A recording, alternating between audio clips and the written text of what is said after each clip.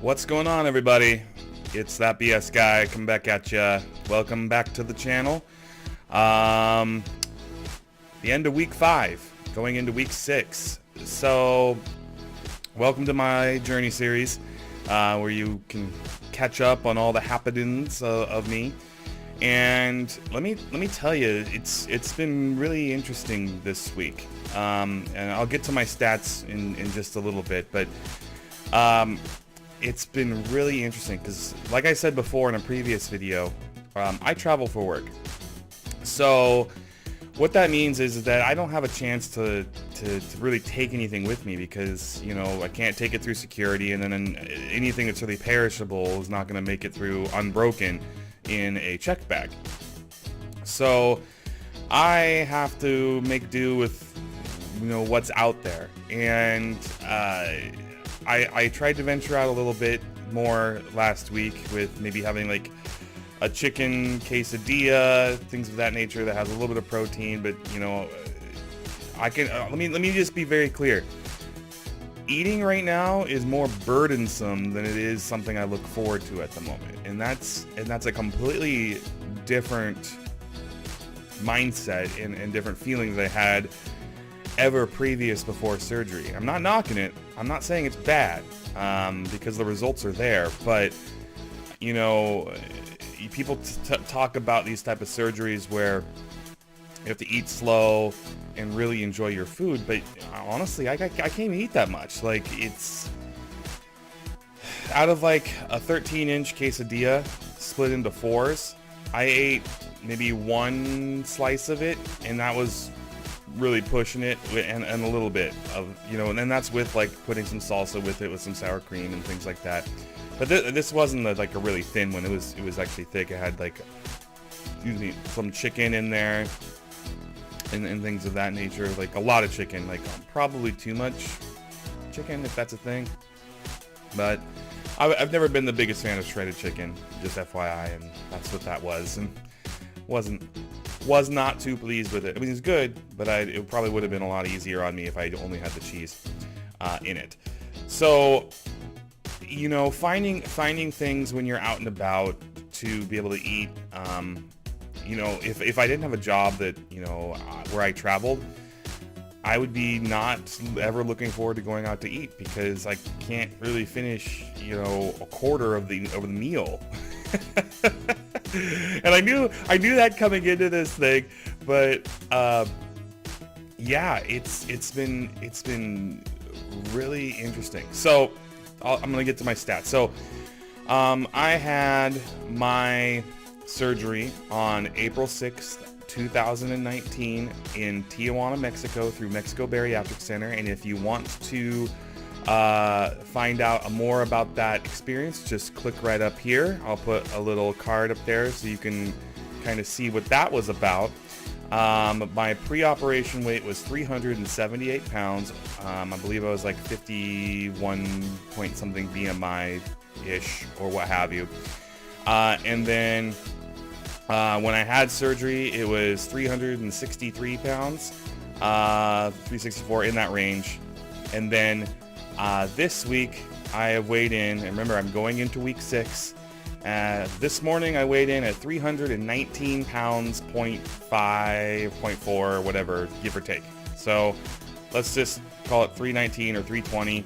Either way you look at it, we're talking like over 50, you know, over 55 pounds, no matter how you swing it. So if we're lowballing it, it's not bad. It's not bad at all. And, you know, yes, I get it. You know, for some of you people out there who only have the VSG, remember, I had a duodenal switch. So it's the most aggressive weight loss surgery. So if you're sitting there going, man, why is this dude, you know, losing weight faster than me? Well, let me just be blunt. You know, men tend to lose weight faster just because I don't know. I'm not complaining, but I don't know. But on top of that, I also have, you know, a much more invasive surgery. So you're going to see a higher level of result from that, just in comparison to only the restrictive component. And if you don't know, and if you're here just kind of watching to kind of get an idea what it's like to have this surgery, and you really want some more information about the 4 types, the 4 main types, go ahead and click right up here as well.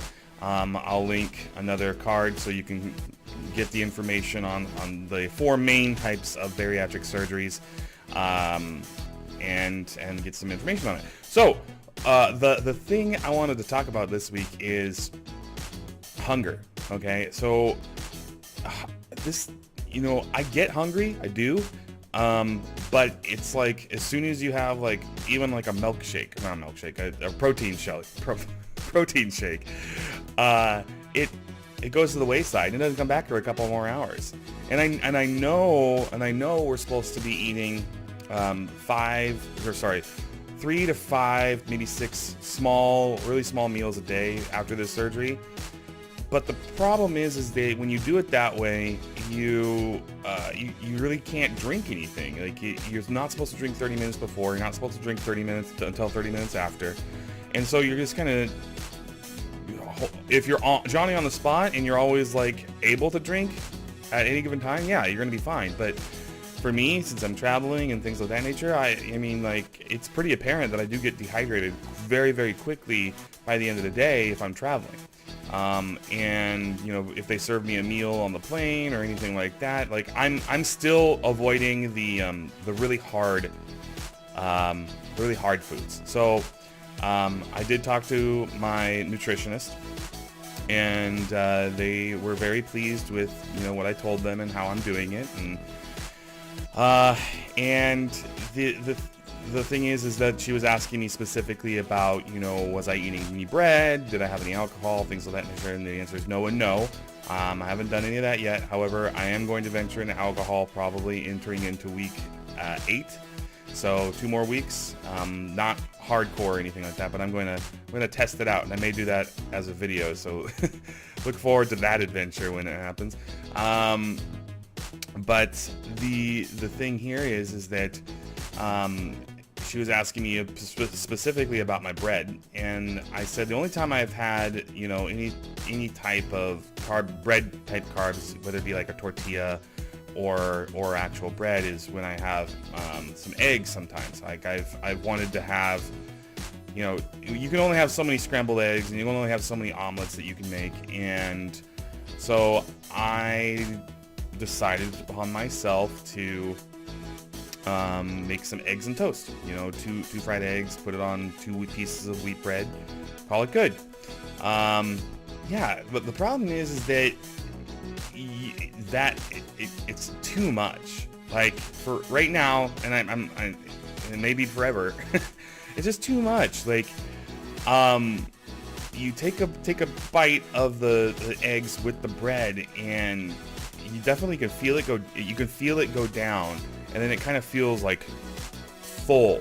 Like you feel kind of like there's a bubble like right in here, and you can't really do much about it. It's not like overly painful or anything like that, but it's definitely like, oh, where your stomach's like, oh, you give me, you know, something more robust now, and it's all it is one little slice of wheat bread, well chewed, with some egg.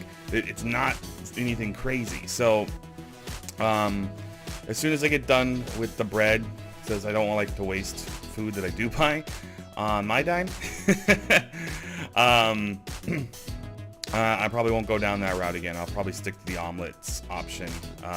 What I've been doing is a 2-egg omelet with some string cheese. I pull the string cheese out, you know, and then put it into the omelet that way.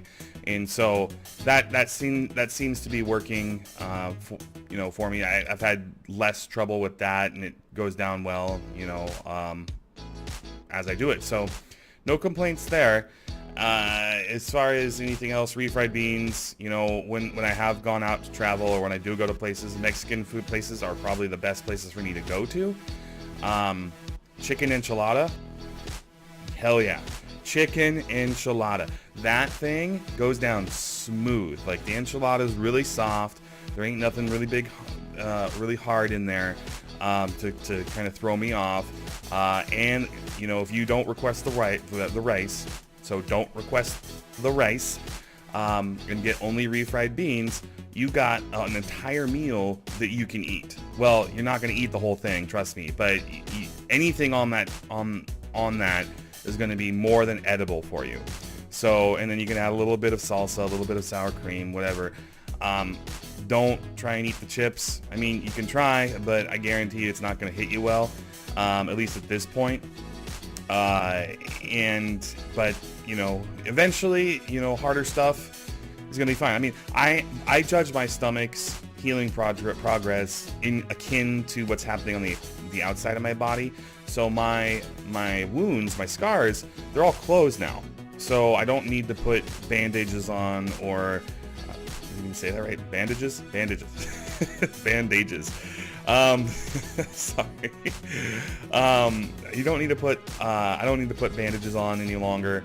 They're not having any kind of like discharges or anything anymore. So, I'm looking at my insides being right around the same place. Is that, you know, it should be closed now. There should not be any kind of any weirdness going on. My stomach should be starting to actually solidify and heal as it is currently. So that's good. That's a really good thing. But I always have to kind of remind myself to go a little slower. I'm one of those people who like to kind of zoom along in the process of things, and that never usually pans out well for those people who tend to do it that way. So what I'm telling you is this. When you do eat, try and find things that have some protein in it. So, and remember, I have a duodenal switch. So my priorities are a little bit different than the priorities of a gastric sleeve patient or a bypass patient. Maybe a little bit more akin to a bypass patient or the band patients.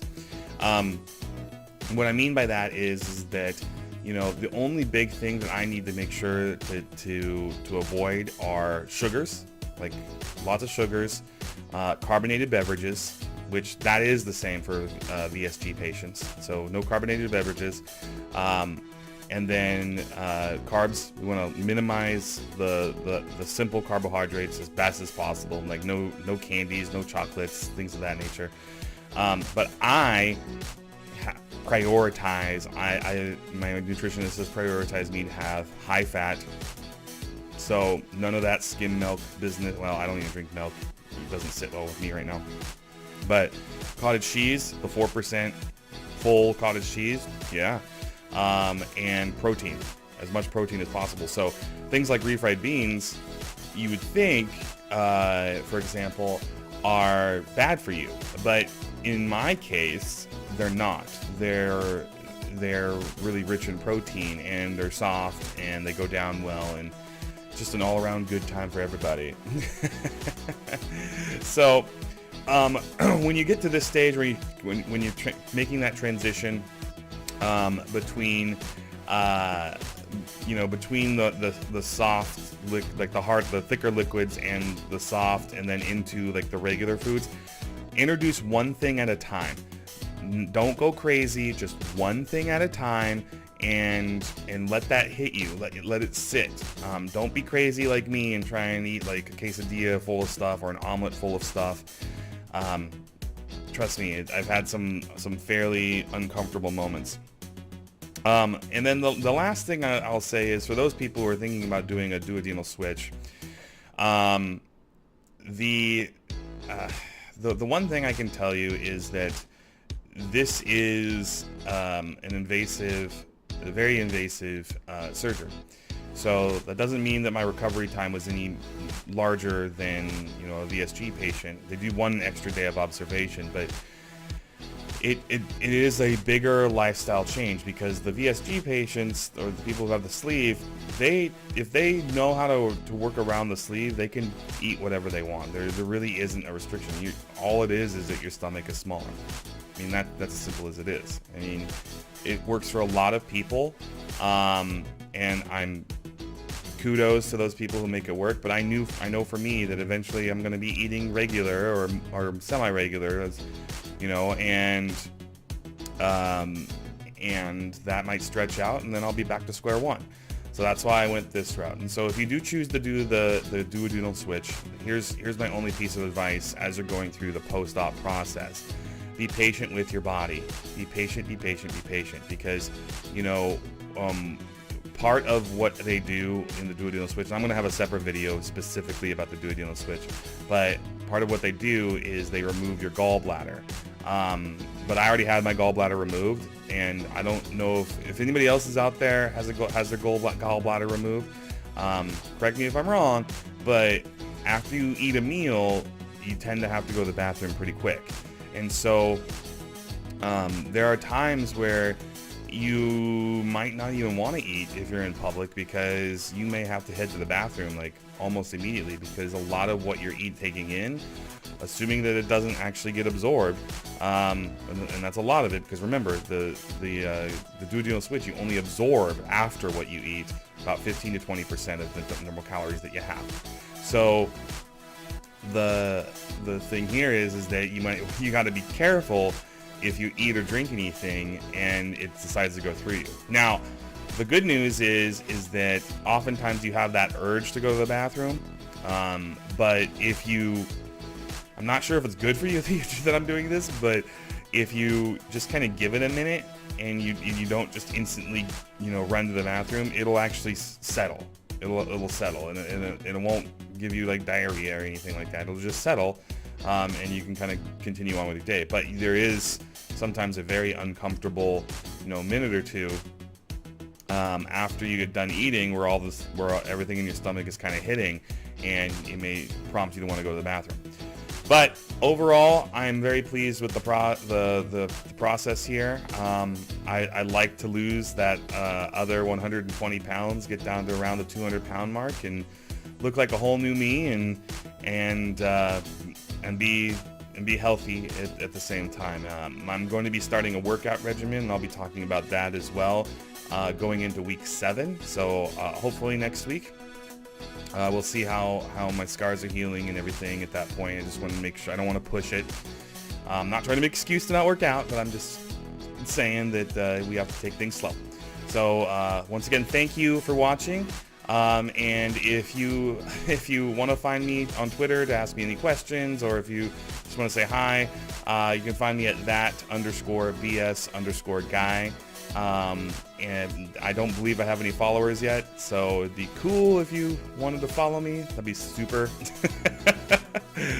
I'm still posting, but I'm posting just for the sake of posting, not because anybody's actually paying attention. And then please like and subscribe if you wandered into this channel and you like what you see. I'm trying to get just above 100 subscribers.